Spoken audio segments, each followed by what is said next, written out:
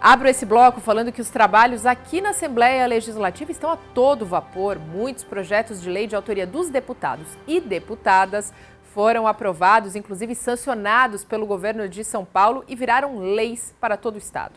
Um deles é o de número 17.894, onde os cartórios de registro civil do estado de São Paulo terão de comunicar imediatamente à Defensoria Pública os registros de nascimento de bebês sem identificação de paternidade. Para falar mais sobre esse assunto, converso de forma remota com a autora da lei, deputada Ana Perugini, do Partido dos Trabalhadores. Ótimo dia, deputada. Obrigada por falar conosco. Eu que agradeço, Mariana. Estive acompanhando você. Parabéns pela entrevista. Obrigada, deputada. Já aproveitando, parabenizando a senhora também pela aprovação, sanção dessa lei, que a gente acompanhou todo o trâmite aqui dentro da Casa Legislativa. Deputada, vamos falar um pouco sobre ela, como ela passa a funcionar a partir desse momento, qual o direito resguardado a essas mulheres, a essas mães, na hora de registrar seus filhos?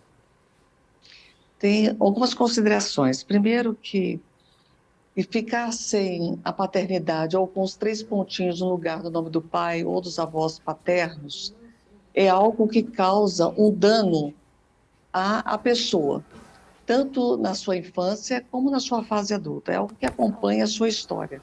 Você imagina você encontrando 3 pontinhos no lugar onde deveria ter o nome do seu pai, ou da sua avó, ou do seu avô paterno. Essa é uma situação. A outra questão é que isso não acontece isoladamente aqui ou acolá, mas o número de crianças desde o ano de 2016 sem a paternidade reconhecida na certidão de nascimento cresceu assustadoramente. Em menos de um ano, porque a contabilização foi feita agora, a última contabilização foi feita de agosto a junho deste ano, do ano de 2023, de agosto de 2022 a junho de 2023. Então, houve um crescimento muito grande. Nesse período, foram 2.500.000 crianças nascidas no Brasil. E nesse período, 172.200 crianças têm pais ausentes na certidão de nascimento e avós paternos, naturalmente também. Esse número cresceu em 5% nesse período, do ano de 2016 para esse censo que foi feito agora. Isso em todo o nosso país. Mas no estado de São Paulo, são 28.800 crianças, né, que nasceram, e dessas crianças, que nasceram aqui no estado de São Paulo, nós tivemos 1.767 crianças nessa situação dos 3 pontinhos. É isso, você imagina a criança na escola, você não sabe quem é seu pai.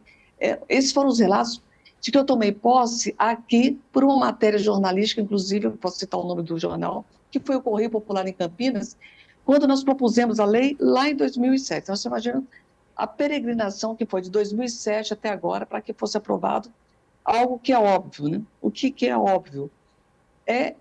No ato do registro de nascimento, a genitora querendo, ela deve informar o oficial do cartório e ela precisa ser advertida de que esse é um direito dela, porque muitas desconhecem esse direito.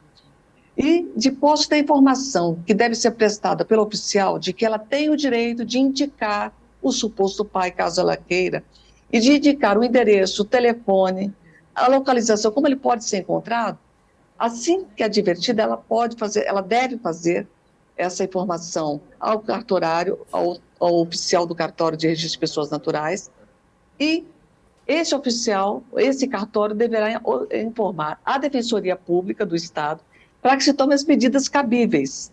Hoje, como é que funciona? Você sabe que eu sou escrevente técnica, concursada no Tribunal de Justiça, e acompanho o procedimento, acompanho durante toda a minha vida como funciona. De tempos em tempos, o cartório de registro de pessoas naturais deve informar ao juiz corregedor do cartório o número, o nome das crianças que foram registradas sem a devida paternidade. O juiz corregedor, de posse dessas informações, ele abre um procedimento administrativo, não é um processo, é um procedimento onde o pai, se houver um endereço dele, ele deve ser chamado ao cartório para reconhecer ou não essa paternidade. E aí, de ofício ou não, o juiz deve oficiar para que se inicie o processo de investigação com o exame de DNA. Isso leva anos para acontecer.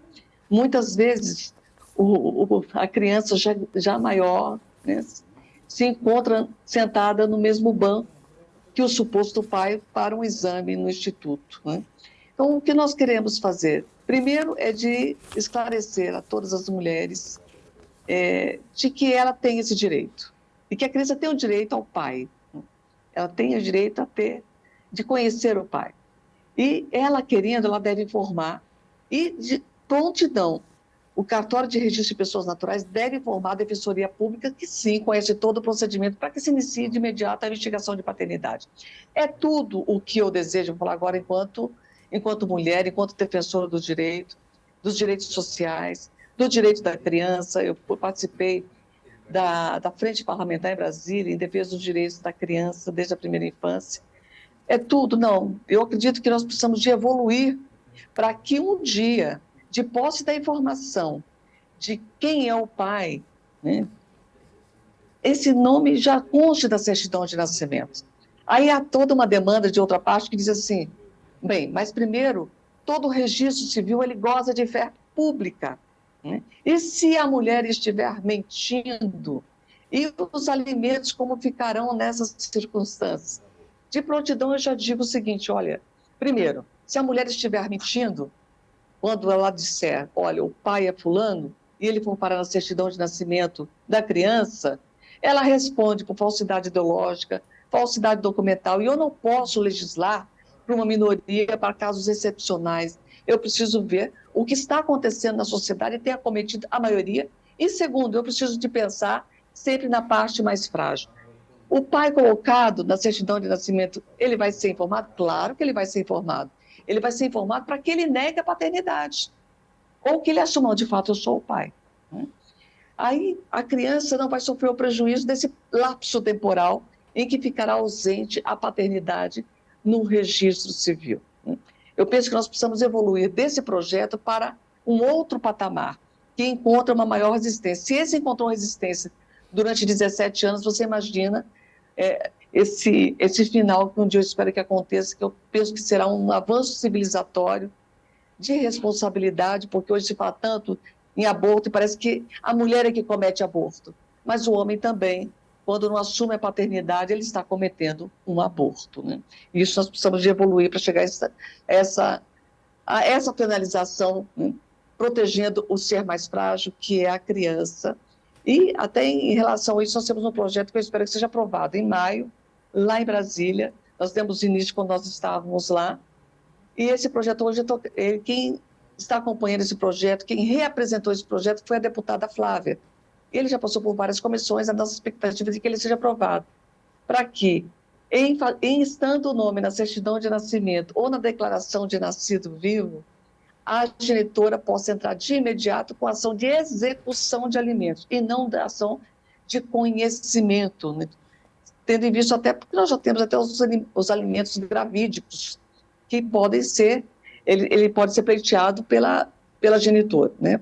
Então, eu acredito que nós precisamos de evoluir até para que haja uma maior responsabilidade de todos nós em relação às crianças, que são, nós falamos tanto, né, desse grande bem, né, que é o povo, que é a nação. A criança é aquela que nos chega para esse processo de recepção e que precisa ser acolhida pela nossa legislação, pelo nosso Estado, pelas políticas públicas e por aqueles que ensejaram, né, a vida desse ser ao nosso meio, né? Então, há muito o que evoluir ainda, mas eu fico muito feliz que nós já tenhamos a condição hoje de dizer, olha, você tem esse direito, olha, o cartório já vai fazer isso, a Defensoria Pública vai acolher e vai tomar as providências cabíveis nesse caso.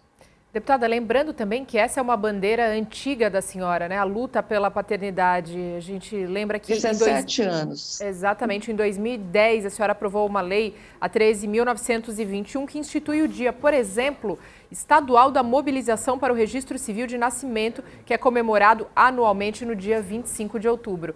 Quer dizer, como a senhora mesma disse, quase 2 décadas de luta, né, deputada? Lembrando que hoje, quem não tem a condição de pagar o registro civil, né, ele pode fazê-lo gratuitamente.